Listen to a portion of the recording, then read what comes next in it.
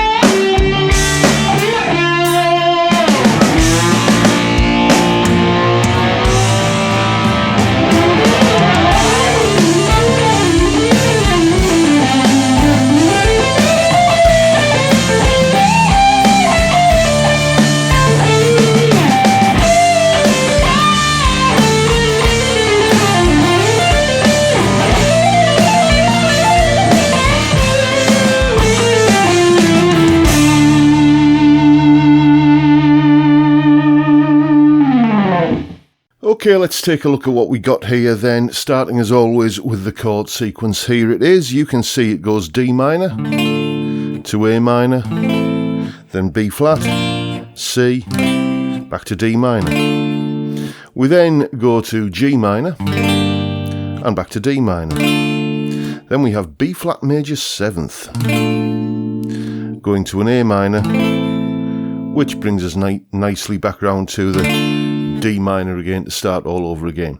So those are the chords. Now let's take a look at the notes that are in those chords, and there you have them. And one thing that you'll see if you pay close attention is that there are a lot of D's, F's, G's, A's and C's scattered throughout the notes of those chords there. You can see them there. Now, the notes of D, F, G, A and C are basically collectively known as the D minor pentatonic, which is why the D minor pentatonic will work beautifully over this whole chord sequence. You can see it's kind of embedded throughout the chord sequence, so that's why it's going to work really well over the top of it. And here are some shapes for the D minor pentatonic, and all of my lovely Patreon supporters can download a PDF with those shapes in. But if we go back to the actual notes in the chords, as well as the notes of the D minor pentatonic, D, F, G, A and C, you can see that there's a couple of outliers there as well, scattered throughout the chord sequence. You've got the C chord, for example, and the A minor chord both have an E note in them, and the G minor and the B flat and B flat major 7th chords both have all have a B flat note in them. So we can add those notes in to the D minor pentatonic. So instead of D, F, G, A, C, you get D, E, F, G, A, B flat and C. And if we take our D minor pentatonic shapes that we looked at earlier and add in the B flat and E notes, you get these shapes here. And what we've now got is a scale that is no longer a pentatonic scale, because it doesn't have 5 notes in it anymore. It now has 7 notes, and it is a mode. This is the D Aeolian mode, and it's also often known as the D natural minor scale. You can call it either, it's basically the same thing. And what this allows you to do is a number of things. The first thing it allows you to do is to use semitone intervals in your solo. The pentatonic scale has no semitone intervals in it, and as soon as you start playing pairs of notes that are a semitone apart, like that, it just immediately adds a level of sophistication that just sounds more tuneful and more kind of, more colourful than the pentatonic scale. Nothing wrong with the pentatonic, this is just a different sound. The other thing that I like to do with those semitone intervals is I like to bend them, so if I've got this note here, which is in the pentatonic, and this note here, which is one of the ones I've added in, this happens to be an E note, it's, I think, a nice touch to just use that semitone interval as a bend.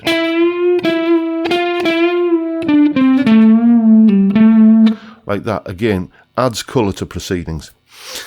What else you can do once you've got these extra notes is, you can use them over the chords that they are played over. For example, you will notice that probably in a few places when the G minor chord comes along, I'm using the B flat note. So, take a D minor pentatonic lick,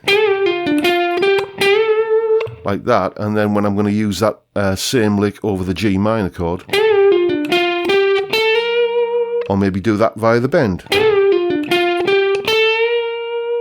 like that, just adds a level of tunefulness by targeting the chord notes. You can do it with a pentatonic scale, but you can do it more effectively and with more detail by adding in these extra notes that make it up to the Aeolian mode. And the final thing that I like to do with any kind of modal scale, this one included, is what it gives you is more notes, and that gives you more notes per square inch on the fretboard. Okay, so that means I can play faster, okay, which I like doing occasionally. So, for example, let's just take the notes of E, F, G, A, B flat, C, and then maybe slide up to the D there, E, F, G, A, B flat, C, and then maybe slide up to the D again, E, F, G, and then maybe stick a bend on there, okay? That to me just ends up suggesting a little kind of hammer on and pull off runs. I do this kind of lick in a lot of solos, and I do get asked about it quite a bit, so I'll kind of demonstrate it slowly for you now. It goes like this. So I'm just hammering on my way up those 6 notes there, and then pull off on my way down. And I'm just clouting that note there, that G note, with a hammer on with my little finger. So I'm getting, and then slide back up, and then I can just repeat that.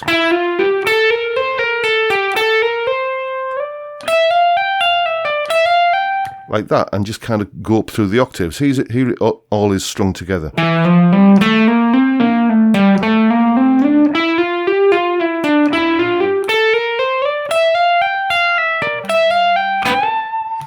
And then with a bit of fire.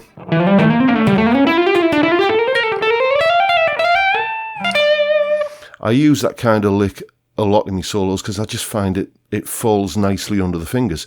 And, you know, once you've got the muscle memory in there, it's no harder than typing a familiar password quickly. It doesn't take talent, it just takes familiarity.